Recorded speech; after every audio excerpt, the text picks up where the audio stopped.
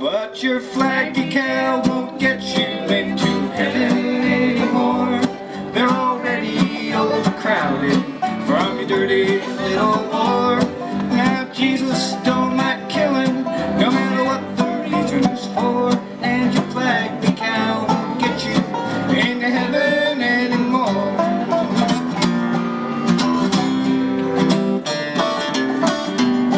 Well, I went to the bank this morning and the cashier said to me, if you join the Christmas club, I'll give you 10 of them flags for free. Well, I didn't mess around a bit. I took him up on what he said, and I stuck them stickers all over my car and one on my wife's forehead. But your flag decal won't get you into heaven anymore. They're already overcrowded from your dirty little war. Now Jesus don't like killing, no matter what the reason's for. And your flag decal won't get you into heaven anymore.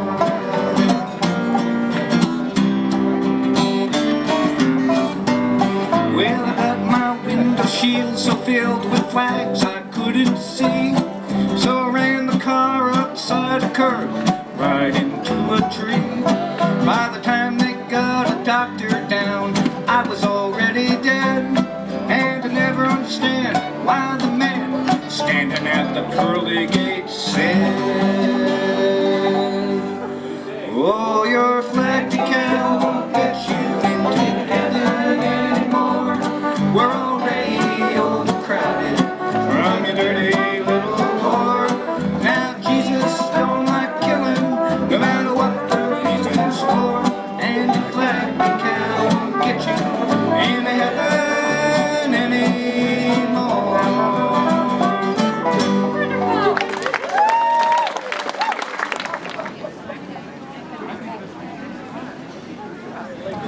I'm from St. Andrews, New Brunswick. I've been building for about 12 years. In this particular case, what was involved in building this boat was first getting the lines, and this is actually a replica of an old turn-of-the-century design. 1902 to about mid-20s. These were built by at least two companies, E.M. White down in Maine and Chestnut Canoes up in Canada.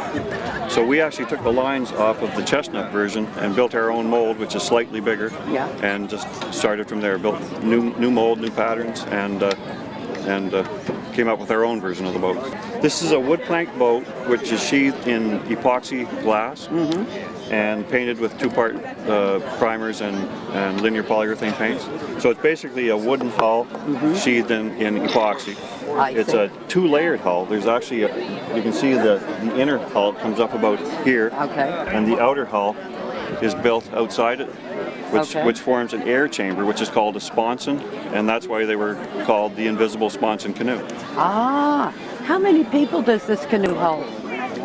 We've had about 6 people in it. 6 people? Yeah. Well, I built this for a fellow from Pennsylvania, and he uses it down there. He uses it in St. Michael's, Maryland, on Chesapeake Bay, and he's used it in the Finger Lakes. And he also has a cottage up in Maine, and it comes up and gets used up here for about a week out of the season. Okay. This particular boat is electric powered. Underneath the stern seat, there's a little electric motor, and there are batteries under the foredeck and under the after deck, and just a throttle control on the little console there. And how long can you run it with the electrical? It depends on how fast you go. As for every mile an hour faster that you go, it uses about twice as much power. But going at 3 miles an hour, you can run this boat for about 36 hours before charging. Running it at 5.5 miles an hour, you can go for about 9 hours before a charge. So plenty of time. Lots of time, yeah. And that depends entirely on how many batteries you put in. We settled on 8 batteries. I see. Okay. Well, David, thank you. Thank you. Appreciate Nice you talking coming to you. by. Nice talking to you.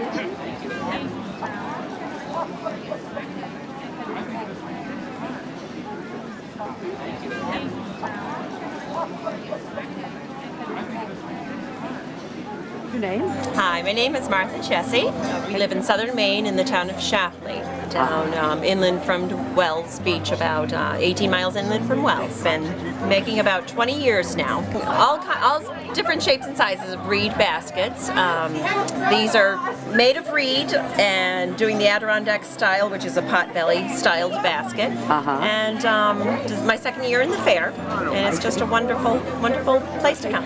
These are, a lot of people use them for hiking. The baskets? Yes, for hiking, for ice fishing. We've got just a little prop here with some ice fishing traps in here, and a lot of people, I actually just sold one to someone who's going to carry their dog in, and they have a very small dog that they're going to carry in it. Yes, from Ohio.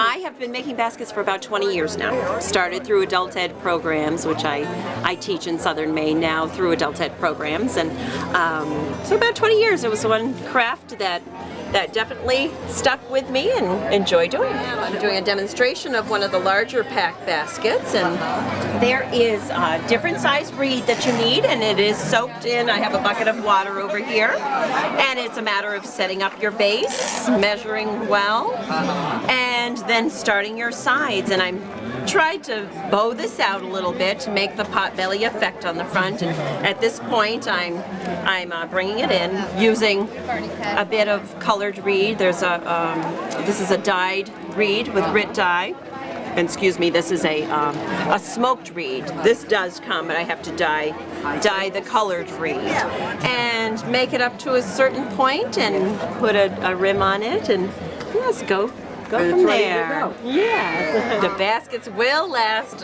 indefinitely.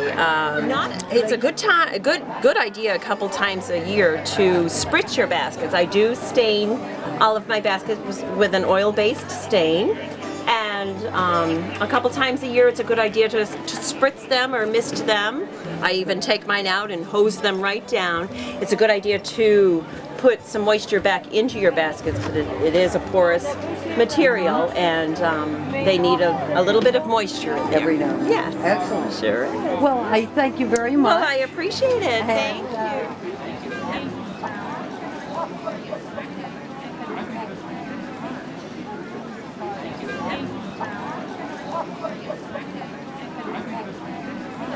Hi, I'm Karen Cornell, and I'm from Anson, Maine, and I have a farm named Crow's Rise Farm. I raise Angora rabbits, Yes. and spin and knit, and I shear people's sheep for them, and spin llama, wool, and alpaca, and mohair and Angora since 1987. I got into it by a friend of mine who has sheep and taught me to spin, and I always was with rabbits when I was young. Yeah. And so I picked the rabbit to spin instead of sheep. And Angora from the rabbit I'm spinning. The wheel works. The wheel spins around, and the flywheel is what twists it, and then it pulls in by this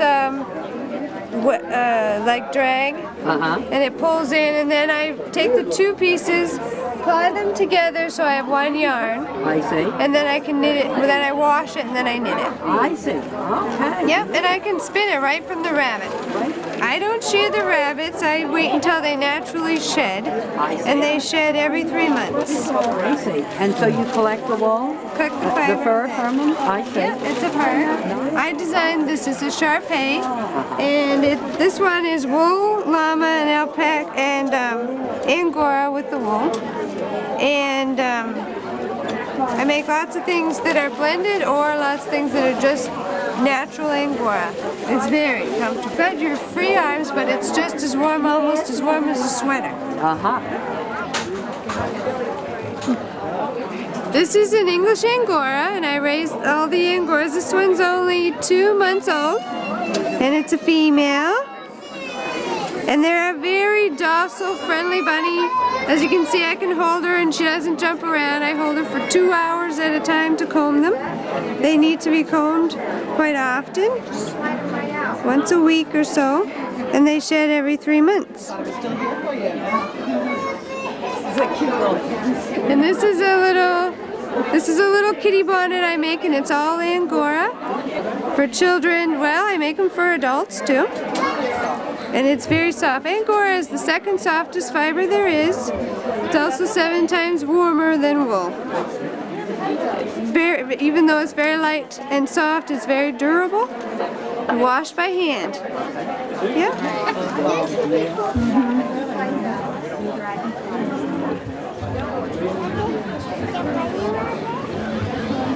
Hello, my name is Kathy Shamel and I live in Grand Lake Stream. And I'm her husband Bill and I live here with her. And I'm Sophie Melanson and I'm from... This is Welcome to the Grand Lake Stream Folk Art Festival, our 10th anniversary. This was started 10 years ago, actually 11 years ago. It was an idea by business people in Grand Lake Stream to bring people here to fill the camps and businesses to, because the fishing is slow at that time.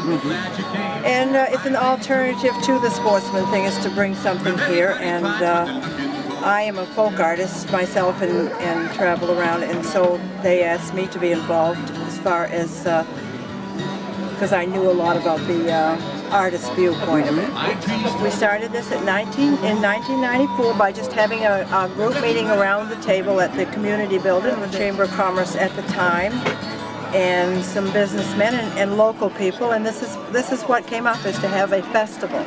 Well, the first year we didn't know, which I think is very important, in order to bring people here, we had to bring them from away, a long ways away, because we were trying to fill up the camp. So our target area, what we had to do, is to make sure that we could make people drive here from a long distance and stay. But we had to have something very worthy to do it. So that was how we decided on the quality and the music and all those things. So that's really how this show began. We sat down and figured out what we would need to do to bring people from Boston and New Hampshire and whatnot here. We have 53 artists and of course our musicians and demonstrators and vendors and information booths and things. And so all in all, I think we have about 70 people doing something or other around here. Artists that want to join in and become part of this. It's our 10th year, and we had 17, I think, kids working for us this year. Maybe not that many, but close. The only paid people who work for this festival are the teenagers. That's it. Everything else is volunteer. So we couldn't do this festival without the kids. Money that has been raised goes back into the festival every year. There is no salaries paid out, none. What's good about it? Oh, what isn't good about it? The kids that work for us are exposed to so many things that they would never be exposed to. The people who come here are exposed to things that are very unique. The town is very unique, I think, because I grew up here. Right. The 7th generation in this town. The town is beautiful. The festival is beautiful, and it enhances this town. And it brings people in to support the businesses of this town. Not only this town, but all of northern Washington County. We had a real milestone this year. No electrical problems for the first time in 10 years. No, it's quite an effort to put this up logistically. It all has to go up in a day. The tent vendor comes out of Sussex, New Brunswick, commercial tent, and with their crew of 5 and our crew of 7 this year, we had this thing up in 13 hours.